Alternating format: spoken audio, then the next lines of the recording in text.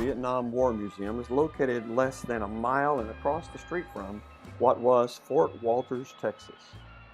This fort was the initial training base for virtually every Army helicopter pilot who served in Vietnam. 40,000 helicopter pilots were trained from 1956 through 1974, with flying hours exceeding 5.6 million total hours. From 500 to 550 helicopters were in the air at any given time, and there were, on average, 2,000 takeoffs and landings daily, Monday through Friday, making Fort Wolters one of the world's busiest airports. The post had 25 remote training locations called stage fields on farms and ranches scattered all over thousands of square miles of North Texas.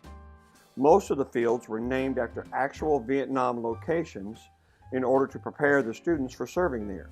Some of these fields were hundreds of miles away and oriented on the map to have the same relationship to each other as the real places.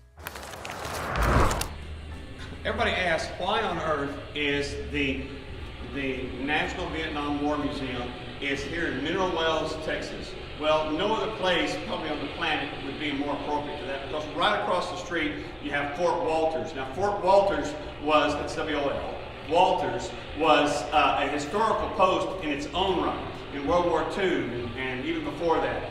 But for Vietnam is where they trained every single helicopter pilot that went to Vietnam. This is where they came, this is where they learned how to fly a helicopter to start with. Then they went off somewhere and learned how to fly Hueys and Cobras and things like that. 500 aircraft, guys would get in these aircraft and they would go off in the morning and come back at lunchtime.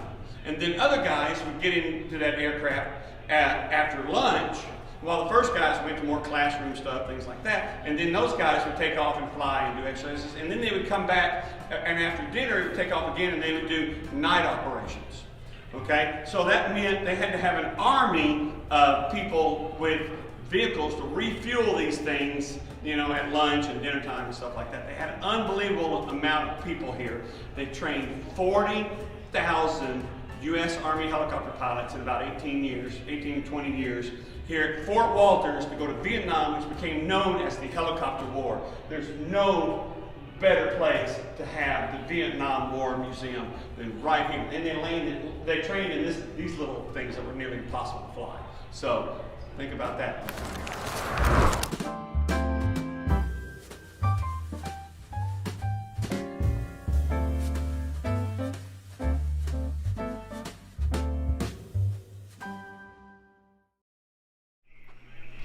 Okay, we're not going to go over every exhibit here at the National Vietnam War Museum. To give you an idea of the kind of stuff that are things that are covered here. For example, here's a display about the Montagnard. Now I was just talking to some people here and they said the who?